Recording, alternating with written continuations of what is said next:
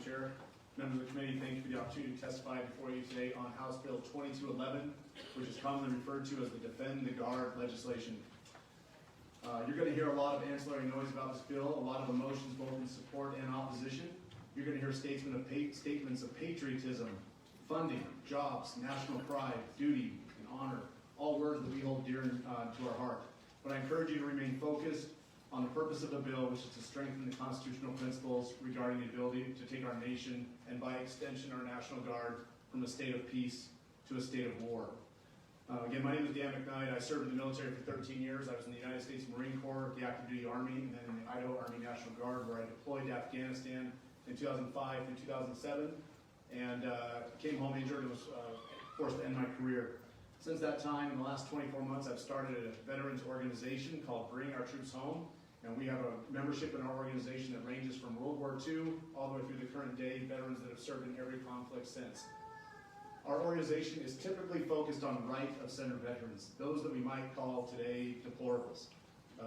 There's other organizations of veterans that are extremely on the other side of the spectrum. They've been taking this position for years, and over time, conservative veterans, the deplorables I speak of, have realized that we've been going to war the wrong way, and that's what this bill is here to address. But I'm not here as an activist today, I'm here as a citizen, as a veteran, and I think it's important to bring that distinction. The National Defense Act of 1916 brought the state's militia under more federal control and federal funding, and gave the President of the United States the authority, in case of war or national emergency, to mobilize the National Guard. And since that time, the terms militia and National Guard have been used interchangeably. They mean the same. The National Guard is part of the militia, but the militia is the National Guard. Article 1, Section 8, Clause 15 of the United States Constitution is the militia clause, and it states the militia may be called into federal active service for three purposes: to repel an invasion, to put down an insurrection, and to enforce the laws of the Union. And it's that last part there, enforce the laws of the Union, that we're here to talk about today. Since 1941, which was the last time that Congress did their job and declared war, our nation has been in a perpetual and endless state of war. Article 1, Section 8, Clause 11 of the United States Constitution states in the enumerated powers that Congress and Congress only may change the state of our nation from peace to war. But Congress hasn't done their job, and the executive, a single person, has continually put us into war over and over and over again. Congress doesn't want to have to go home to their home districts and answer for a war vote. They don't want to look their constituents in the eye and explain why they've committed our sons and daughters and our treasure to go fight in some foreign land that's far away from our own. The National Guard has become an auxiliary and reserve component of the active duty military. It's a proper role for the National Guard. They should be part of the active duty military footprint. If it's time to go to war, we should declare it, and the National Guard should go and win our nation's wars and then return home. There's two ways the National Guard can be called into federal service, and it's important to make this distinction. Title 32 is when the National Guard can be called into federal service for domestic or civil defense or national emergency. These are the things that we commonly think of when we think of the National Guard: flood control, fire control, aiding in a pandemic, things like that. It's typically state controlled, but federally funded. Some examples of that were with the Idaho National Guard this last calendar year. They were mobilized and activated to assist in food banks, district health centers, local hospitals, healthcare facilities, medical centers, COVID-19 testing centers, and also partnering with the Lighthouse Rescue Mission and the Good Samaritan in the Shoshone-Bannock tribes. California National Guard is called up annually to fight forest fires. In Texas, we watched it last week, where the Texas National Guard had to be activated to battle the effects of the Arctic blast. Those are Title 32 missions. The other way the National Guard is called into federal service is Title 10. Title 10 is primarily used to call the National Guard to participate in an armed conflict, war, humanitarian relief, or training outside of the United States of America. Part of Title 10 has already been addressed by the Supreme Court. There's an amendment to Title 10 called the Montgomery Amendment, which states that governors cannot withhold their National Guard from being called into federal service because they object to the location or the place of the training that the president wants to send them. And this came about because in the 80s, Governor Perpich of Minnesota, Governor Dukakis of Massachusetts, and a few others hated Ronald Reagan.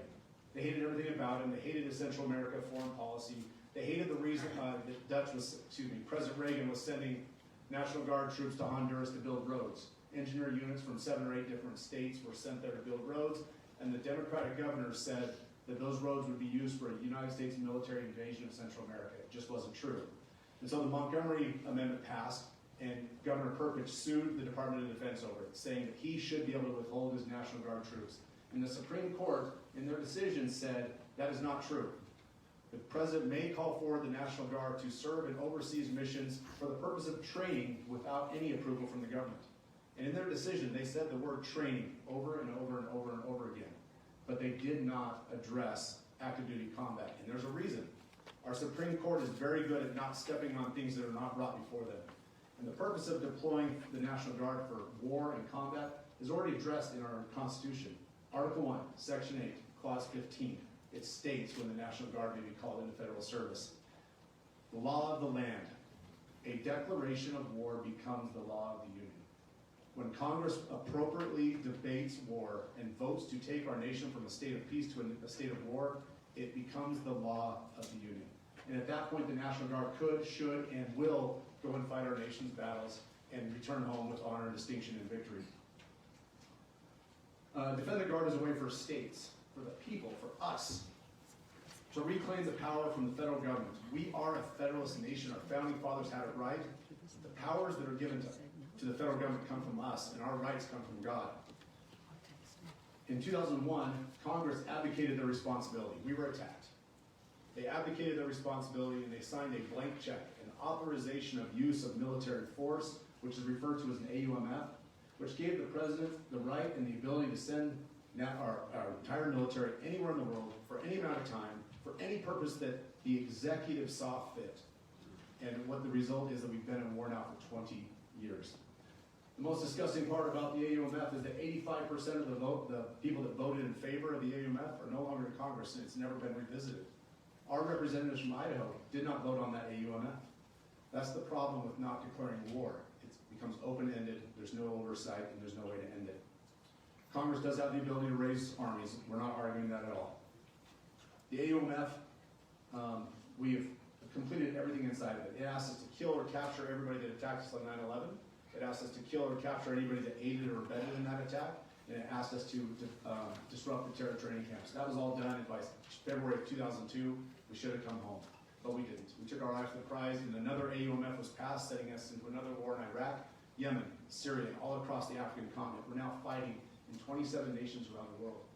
27 without a declaration of war. We took our eye off the prize, and we're now building an empire across the Middle East and the African continent.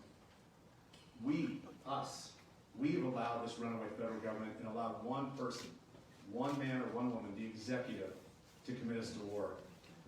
The National Guard is now serving in Afghanistan, where it's supporting warlords, where it's supporting village elders, where it's supporting people that were once our enemy and now are our ally.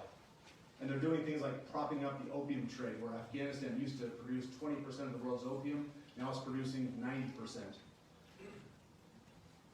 I'm going to close with just a couple more thoughts. The Idaho Army National Guard has my complete admiration and respect. Other than marrying my smoking hot wife, serving in the National Guard is my biggest source of pride. Deploying to Afghanistan and serving over there is something I wear as a badge of honor and courage. And the National Guard has my ultimate respect. Of the Marine Corps, the Army, and the National Guard, the three branches I served in, the National Guard was the best trained, the best equipped, and the most professional soldiers that I served with. They completed their mission with honor. They call this bill radical. They're going to say this is a radical attempt at the states to take away power from the federal government. I ask you this, which is more radical? The Oregon National Guard fighting fires in their home state last year in the worst firefighting season of their state history with helicopters, Chinooks, and Blackhawks?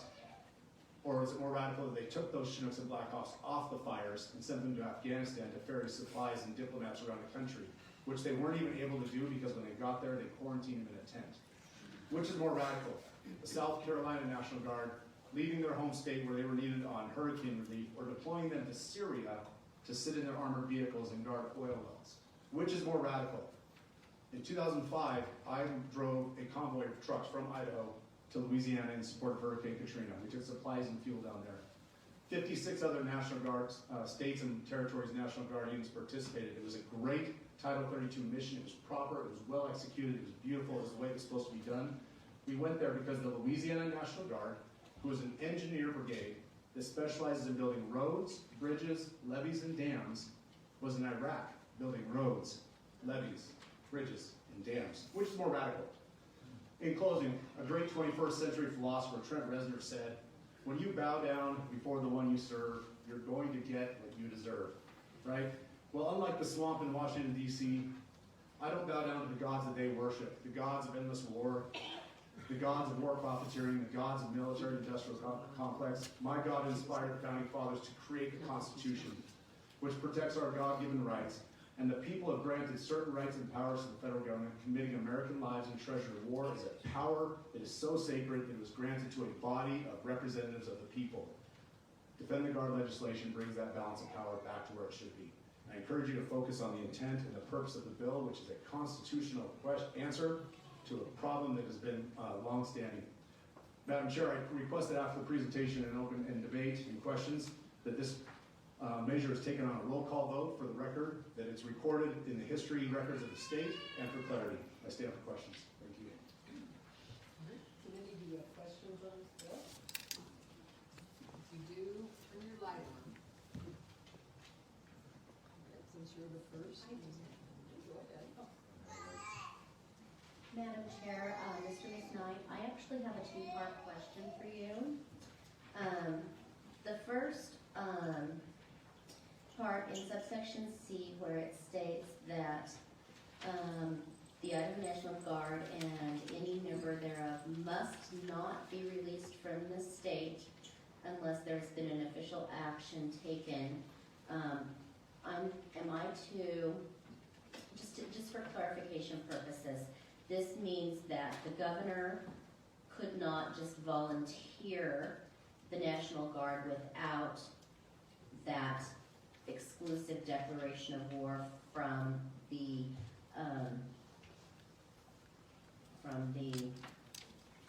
Congress. That's the first part of the question. And in the second part of the question, I would like you to speak to the definitions in subsection 46.114A, where it's talking about participation in an armed conflict or hazardous service. And I would like to have you speak to the definitions of what those would look like and who gets to decide those definitions for the purposes of calling up the Guard. Thank you. Mr. McKnight. Madam Chair, Representative, thank you for the question. The first question about the governor, the language is very clear. Must is a definitive word. The governor could not voluntarily offer the National Guard to go serve in an undeclared war. The purpose of this bill is to force Congress to declare war before any member of the National Guard, our assets, or our personnel could participate. The second question, the definitions. An armed conflict, I would refer to the United States Supreme Court and their definition of pornography. They said, I can't define it, but you know it when you see it. That is an armed conflict. As a veteran, I would say, if someone is shooting at me and I'm returning fire, that's an armed conflict. If the potential of receiving indirect fire or direct fire is there, and I have the potential of me returning that fire, I would say that is an armed conflict. Performance of hazardous service relating to an armed conflict in a foreign state, I think follows the same definition. That if we are serving in a hazardous zone where there's an active combat, whether we're involved in it or not, if we're there aiding and assisting, instead of playing cute word games, which Justice Gorsuch would not have liked in the Supreme Court, I think that the definition would refer back to subsection 1 of that same paragraph. And then finally, the performance of a duty through an instrumentality of war is probably the most general question on that in that section. An instrumentality of war is anything that serves a purpose of war, and that could be by providing equipment, training, supplies, support, or any of the above with United States personnel committed. Madam Chair, follow-up? No. Madam Chair, follow-up? Absolutely. I want you to all to remember that we do have a hard stop at 1 o'clock, and I'm sorry about that. Madam Chair, Mr. McKnight, just a quick follow-up on that. Would that include protests from local soils, not foreign, but domestic protests against the Capitol, for instance? Madam Chair, Representative, no. Title 30, that would be a Title 32 mission. Nothing in this bill would restrict Title 32 participation. Yeah. Thank you. Next question. Sir. I'll make this very brief. sympathetic to your general cause, and especially with the single power to declare war. But I do have a question. If you know off the top of your head or have that information, what is our military strength without the National Guard? That's the big question. Madam Chair, Representative, thank you. That's a great question. Current figures, I believe 45% of the active duty military footprint, the active Army, is National Guard. And as of 2011, over 45% of the people that had served in the global war on terror were Guardsmen. Madam Chair, Mr. McKnight, one quick question. Oftentimes, money or the loss of money can be used to scare folks. I think you address it in here, but the limited amount of time I had to review this. Could you address Adjutant General Goreschat's comments about the fear of loss of federal funding? Absolutely, I appreciate that, Madam Chair, Representative. It's a valid concern. You always have to weigh the consequences, economic and social. This is a constitutional question. If the Constitution is so important to us and we hold it so dear to our heart that it's the foundation of our country, we should rule on the constitutionality of it and allow the dollars to be sorted out by other mechanisms. I don't believe that any president would ever allow states to receive less than their share of the money for two reasons: political blowback from the congressional delegation and the voters, and number two, military readiness. I don't think the president would ever allow the Idaho National Guard or any state that passes this legislation to not have what they needed to be prepared for real declared emergencies.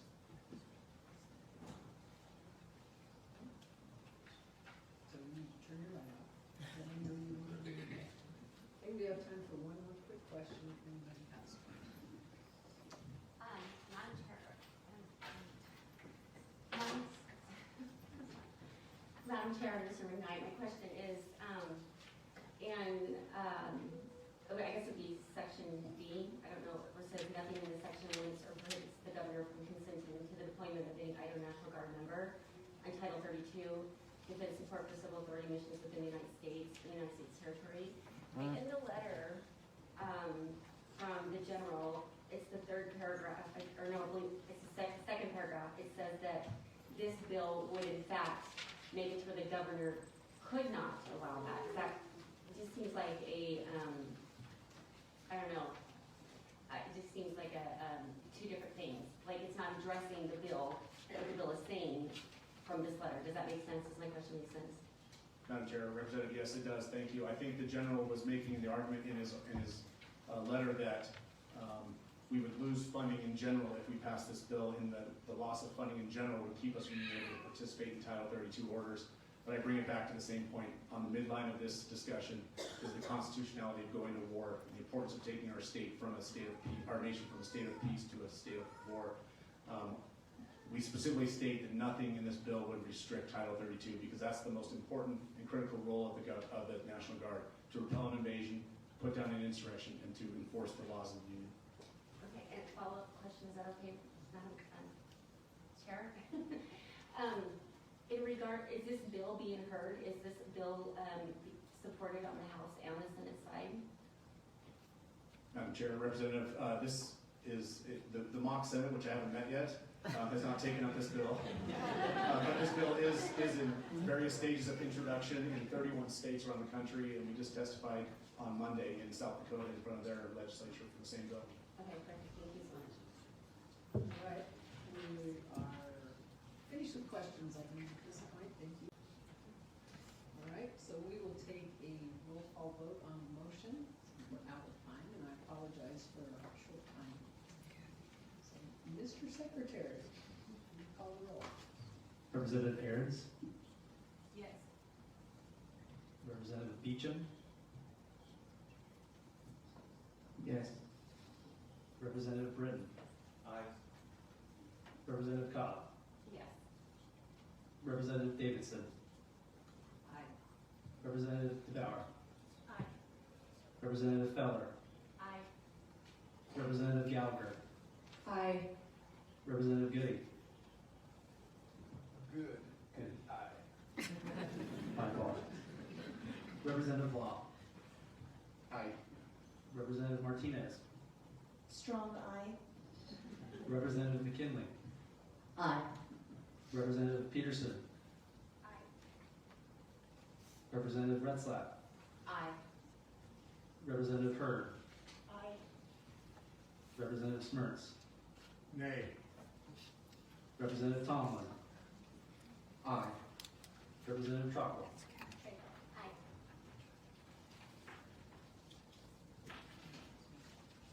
No, Representative Boyle. Aye.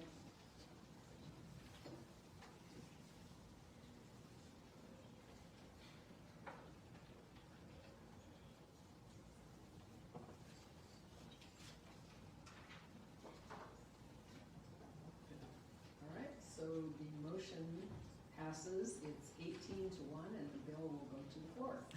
And I want to thank you all for being here, being great representatives, and